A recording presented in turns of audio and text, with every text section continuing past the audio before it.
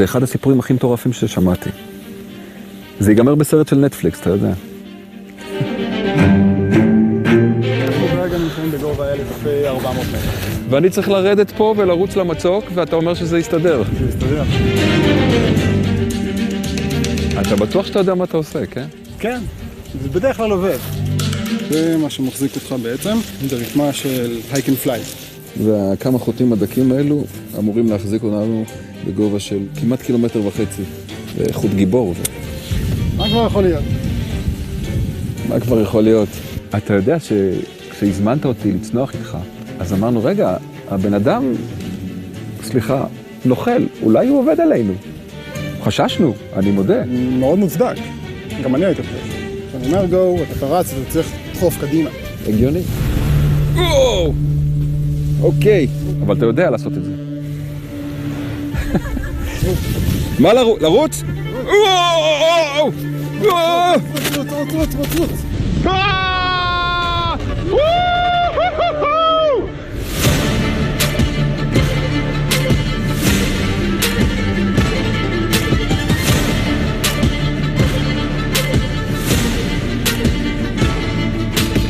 זה אחד הסיפורים הכי משוגעים שאתם עומדים לשמוע. סיפור שהעיף אותנו מהפסגות הכי גבוהות של אירופה אל המקומות הכי נמוכים בישראל.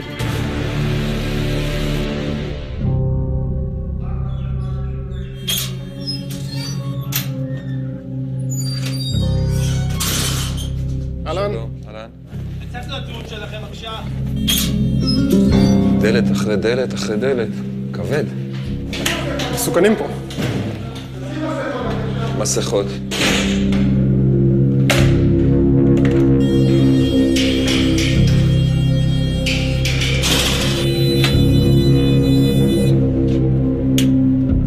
וואה, זה הדבר, כמה זמן היית פה? הייתי כאן 2.5. זה אחד מה3 מתקנים הכי מאובטחים בישראל. הם מיועדים לאסירים כבדים, שודים, רצח וחבר'ה כמוני. חופשות לא היו לי, זה לא משהו שמגיע לאסיר בסיכון גבוה לבריחה. לא עשה לך פוביה את כל הדלתות האלו? אני אגיד לך מה, זה לא הדלת, זה הטריקה של הדלת.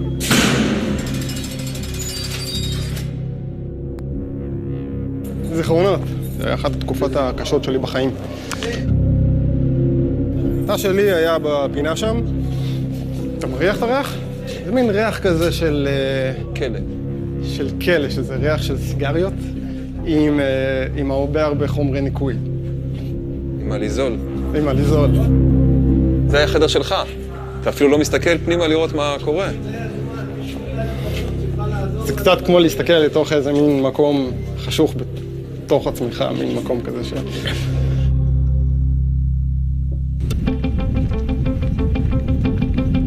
אז איך לקרוא לך בכלל? אתה יכול לקרוא לי אליה. למרות שנולדת יניב. נולדתי יניב, ומשם היה לי עוד המון שמות. הוא נולד בנתניה, הבן הצעיר מבין 4 אחים. משפחה נורמטיבית, ערכית, כיפה סרוגה, הורים שעבדו בשירות המדינה. בורגנות קלאסית. איפה אבא עובד? משרד הביטחון? זה מה שמותר לומר. ואמא? גם. גם. בלימודים הצטיין, תלמיד מחונן במגמת מחשבים ופיזיקה. בגיל 15 החל ללמוד באוניברסיטה. בגיל 19 היה כבר עם תואר ראשון. גאון. לא הייתי חושב גאון, פשוט נורא רציתי להוכיח יכולות. אני בן אדם שנורא נסחף אחרי פאשן, אחרי תשוקות. ואני חושב שמה שהצית לי את הדמיון אז זה להיות קונמן. בן אדם שחותר מתחת למערכת, זה בן אדם הונאות? זוכל? כן. וכשזו המטרה בחיים, אליה מחפש עבודה במקום הכי מתאים לזה, מקום עם נגישות לכספים. הוא מתחיל לעבוד בחברת כרטיסי אשראי ויזה. אתה כבר יודע מההתחלה שאתה הולך לרמות אותם? כן. לגנוב מהם כסף. כן. זה נשמע פסיכי. זה משהו שהצית לי את הדמיון. להגיע כל יום לתוך המשרד ולעבוד את העבודה הכי רגילה שיכולה להיות, ובערב לחזור לתוך מעבדה נסתרת איפשהו בדרום תל אביב ולזייף ולתכנן הונאות ולהוציא אותם לפועל, וזה היה סוג של חיים במחתרת. איך זה התחיל?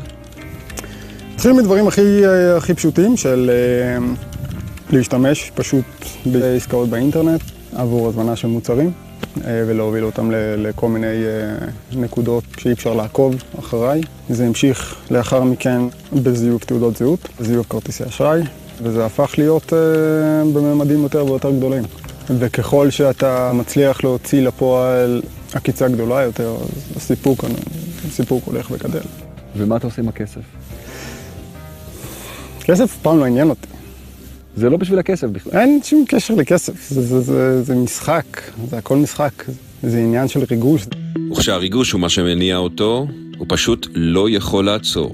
אפילו כשהוא מבין כבר שהמשטרה החלה לחקור, שזה מתקרב אליו. אני יודע שהרכבת הזאת מתקרבת אליי, אבל אני כל כך לחוד בתוך המומנט, בכל התהליך הזה, שאני לא יכול לעצור, אני לא רוצה לעצור. לא היה לי פחד, ואולי במקום מסוים, בהפוך על הפוך, אולי כן רציתי שזה יתפוצץ. מתי הבנת שהגזמת? סתם לא הבנתי שהגזמתי. גם שהמשטרה דווקא בדלת לא הבנתי שהגזמתי. חשד להונאה בכרטיסי אשראי, עובד בחברת ויזקל, חשוד שזייף תעודות זהות של לקוחות החברה, שלא לקחו את הכרטיס שלהם מהבנק. ב-4 בבוקר ניידות מקיפות את הבית ונכנסים פנימה. ההורים שלי בשוק, טוטלי, כל המשפחה בשוק. לא מבינים מה קורה, לא מבינים איך זה הגיע לזה. הם לא ראו את זה מתקרב. כמה לדעתך גנבת? כתב אישום עמד על 500,000. 500,000 שקל. וזה נכון? זה הכתב אישום. אני יכול להניח שהיה יותר. בסוף אבל זה גם לגנוב כסף לא רק מישראכרט, מאנשים ממש.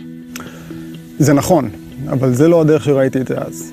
כי אני שאלות תירצתי... מוסריות וכדומה. אני תירצתי את זה בצורה של כל האנשים מבוטחים על ידי ויזה, ואני רואה אותם מקבלים את הכסף חזרה אחרי שהם מתלוננים, אז מה הבעיה? אני חושב שאחד הרעיונות היותר גדולים שלי היה בעצם להשתלט על כל מאגר כרטיסי אשראי ולהוציא אותם לפובליק.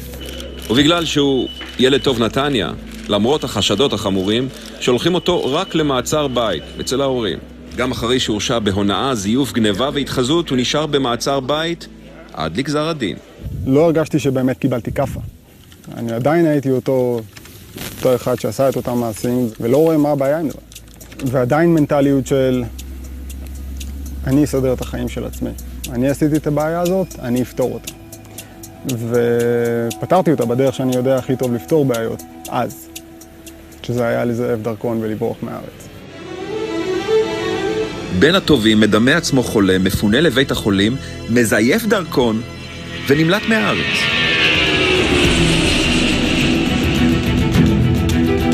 אחרי הבריחה מהארץ הוא מתחיל להסתובב באירופה. עובר בין מדינות, מחליף שמות, משתמש בדרכונים מזויפים. פושע נמלט, שחי בזהות בדויה. איך התחיל השם אליה? התחיל דרך אחד הדרכונים שהיו לי. באופן די מקרי, אני עם השם אליה והוא תופס. כי זה סתם אחד הדרכונים שהיה. באופן מאוד מקרי.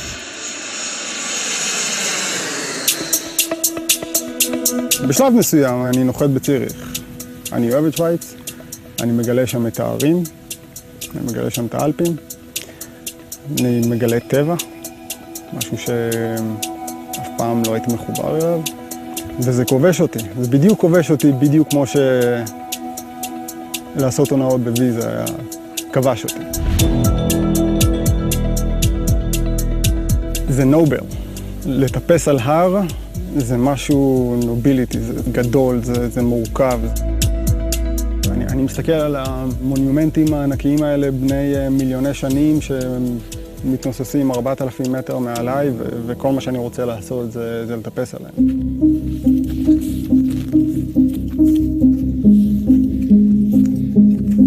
ואין הר נשגב יותר מאשר המון בלאן, ההר הגבוה ביותר במערב אירופה, גובה של 4,807 מטרים, כולו צוקים וקרחונים.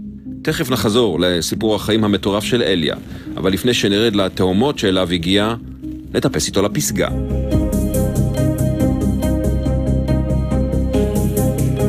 היחידה שאני קשור אליך, זה בגלל שאני המשקולת שלך.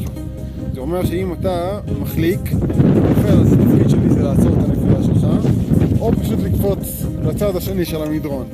לקוות. אחרת שנינו בדרך לתיאור. וואו, איך עושים את זה? זה קצת מלחיץ העניין הזה פה. הליכה מסוכנת במעלה הקרחון. השביל צר מאוד, קפוא חלקלק. כל מה שמחזיק אותנו זה כמה קוצי ברזל בנעל. משני הצדדים תהום. מעידה קטנה עלולה להסתיים כאן באסון. זה אחד הדברים הכי קיצוניים שעשיתי, ועשיתי כמה. אני מסוחרר לגמרי.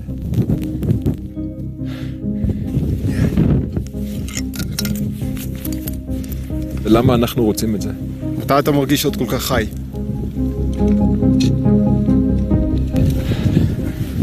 צעד קטן לאדם, צעד גדול לריאות שלי. אוקיי. עלה, ויט.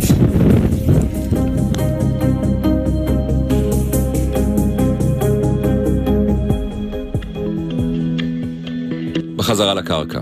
אליה בן ה-21, עבריין מורשע שנמלט מישראל, משתקע בזהות בדויה בציריך, שוויץ. הוא מכיר בת זוג, נולדת להם ילדה, חי לכאורה חיים רגילים, אבל יודע כל הזמן שמשטרת ישראל בעקבותיו. על הנייר זה נראה הכל סטנדרטי, אבל אני מבוקש. wanted. אני מבוקש בישראל, יש בקשה לאינטרפול, אם אתם מוצאים את הבן אדם הזה, אז תעצרו אותו. אני חי בזהות בדויה באירופה, אבל דה פקטו ביום-יום, אז הכל נורמטיבי. אני עובד בעבודה חברת ביטוח, ואני מבלה את הסופי שבוע שלי בערים, ואני התחלתי לימודים של תואר שני בציריך. אז כמה שנים חיית בזהות בדויה? 12 שנים. בן אדם מן היישוב, והבת זוג שלך יודעת. כן, היא יודעת. ההורים שלי לא יודעים בדיוק איפה אני נמצא. אני דואג ליצור איתם קשר תמיד דרך מקומות יחסית מרוחקים. והם שואלים איפה אתה? הם לא שואלים. הם מבינים שאני לא יכול להגיד להם, אני לא רוצה לסבך את המשפחה שלי. ומדי פעם אנחנו נפגשים באירופה, ומעבירים שבוע ביחד. והכל מסביב נהדר. הכל מסביב החיים הכי חלום שיכול להיות. אני חופשי, מאושר, בזוגיות. בעצם אני יכול לעשות הכל, אני יכול להגיע לכל מקום בעולם. אבל יש מקום אחד בעולם שאני לא יכול להגיע, וזה ישראל. במבנה של האישיות שלי אני לא באמת השתניתי, אני עדיין, אני אותו אחד. ואני צריך לבוא ולהוכיח שגם לשם אני יכול להגיע. אז הוא מזייף עוד דרכון, הוא מנסה דרך מעבר הגבול בירדן להיכנס לישראל. אני נוחת בעקבה, עובר את הגבול דרך אילת, ויש שם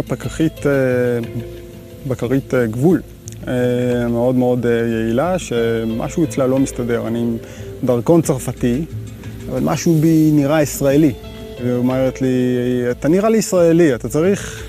אין לך דרכון ישראלי? אני אומר לה, לא, אני צרפתי, מה פתאום? והיא חריפה. היא חריפה והיא לא קונה את זה. ואני מתעקש, והיא מתעקשת, וזה בסוף נגמר בזה שהיא מזמינה ניידת. מגיעה ניידת, לוקחת טביעות אצבעות, ובזה זה נגמר.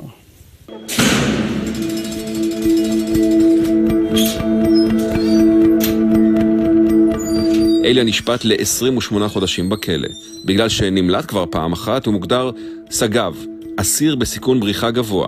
הוא נשלח לחיל רימונים שבו כלואים אסירים מסוכנים, אחד מבתי הכלא השמורים והקשוחים ביותר בישראל. היי, אחי! מה העניינים? מה המצב, אחי? מה קורה? וואלה, הכל טוב, תן לי חיבוק. תביא. תפתח לי וחיבק אותו. כן. מעניינים. מה מצב, אחי? וואלה, הכל בסדר. טוב? וואי, יא כיף לראות אותך. אללה. אתה יודע. יואו, כמה שנים. אהלן. מעניינים. בסדר גמור. מה, הייתם ביחד? היינו ביחד, כן. היינו כן. ביחד, חיים ביחד, הכל, עשינו ספורט ביחד. כן, אבל הוא לא קצת היה מוזר, כאילו לא קשור לכלא. היה רואים עליו שהוא לא קשור. לא קשור. למה בלימודים, בספורט שלו, היה רואים הוא לא לכאן. יום אחד עומר הגיע אליי, כן. וכזה אמר לי, וואלה, אני צריך לכתוב איזה משהו, אני רוצה שתעזור לי. כן. מאז כזה היינו חברים. הרבה שיחות. כן. והוא גם עזר. אפשר לדעת על מה אתה יושב?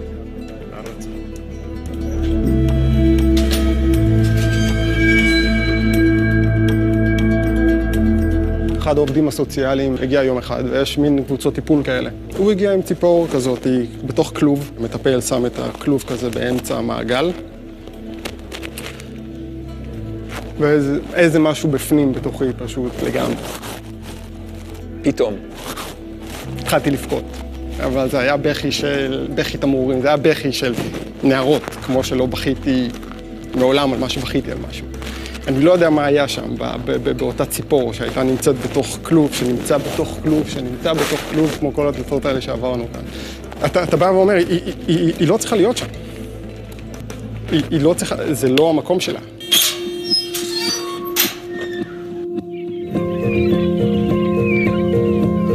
וכשאתה כלוא בתא קטן בכלא, המקום היחיד שבו אפשר לראות פיסה של חופש הוא בחצר הטיולים הקטנה. דרך הסורגים האלו, אליה הביט אל השמיים וחלם לעוף, כמו ציפור. החצר זה היה המקום שהיה הכי קרוב לליבי. מה שאתה רואה כאן, זה היה החופש. כמה פעמים הקפת את זה? כמה הקפות אתה יכול לעשות בשעתיים ריצה כאן?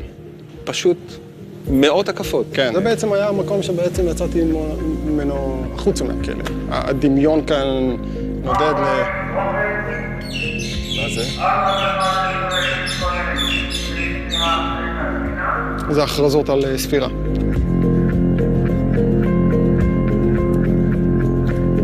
הרבה זמן העברתי על זה. הייתי מספיק בכושר לצאת מכאן, ושבועיים אחרי שהשתחררתי עשיתי מרתון. אבל לא בהקפות. עפתי כמו מטורף. המקום הזה בעצם נתן לי לתכנן איזה פרויקטים אני רוצה לעשות כאשר אני יוצא מכאן, על איזה ערים אני רוצה לטפס, על איזה קווים אלפינים אני רוצה לרכב.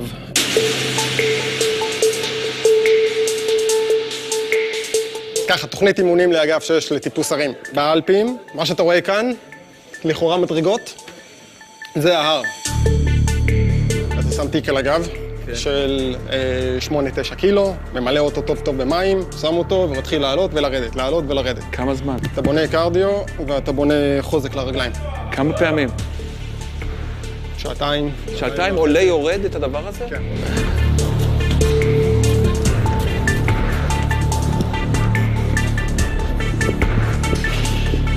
ככה שעתיים ביום. עם תיק על הגב. ותגיד, איך האסירים האחרים מסתכלים על המשוגע הזה שהולך, עולה ויורד מדרגות? דפוק, אבל מה זה משנה?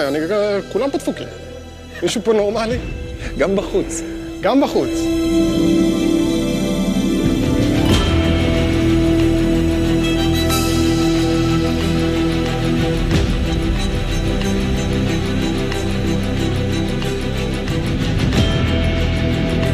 זה גובה אנחנו? אנחנו כרגע באזור גובה 1700. אנחנו מתכננים לעשות המראה ב-2100.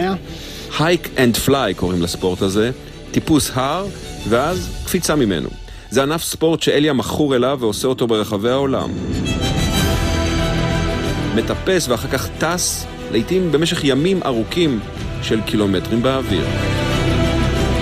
גם אקסטרים, גם טבע וגם זאב בודד. כמו שאליה אוהב.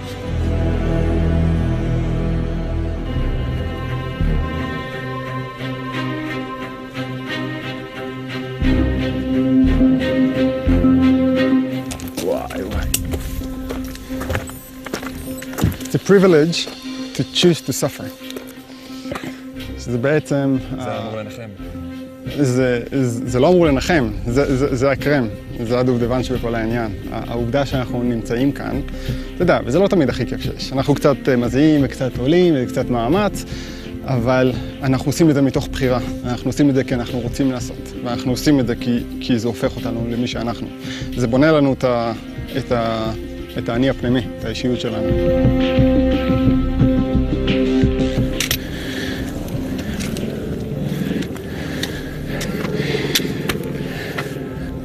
זה זכות לבחור לסבול, אמר המנטור.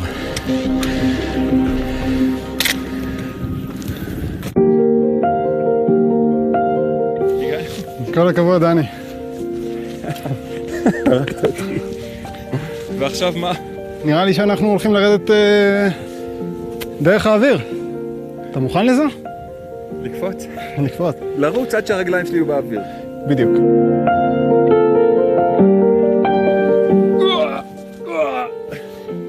לרוץ?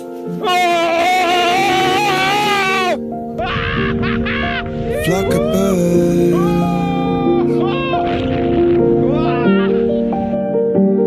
hovering above.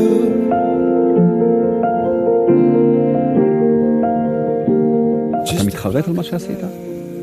אני לא הייתי נמצא כאן, לא כאן בכיסא הזה, אני לא הייתי חי את החיים שלי היום אם לא הייתי עושה את הדברים האלה. אז אם השאלה שלך, האם אתה מתחרט שפגעת באנשים? כן, אני מתחרט.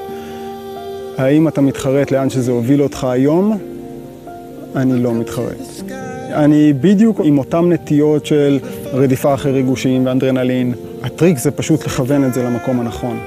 למקום שהופך אותך לבן אדם יותר שלם עם עצמך, יותר בהרמוניה עם הסביבה שלו.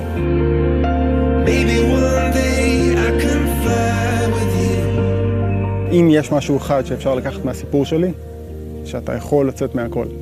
ולא משנה כמה נמוך וכמה שטויות עשית בחיים וכמה נזק עשית, אתה יכול לצמוח מזה. אתה יכול לקחת את המטבע הזה, להפוך אותו ולהפוך אותו למשהו שהוא ייתן לך כוח.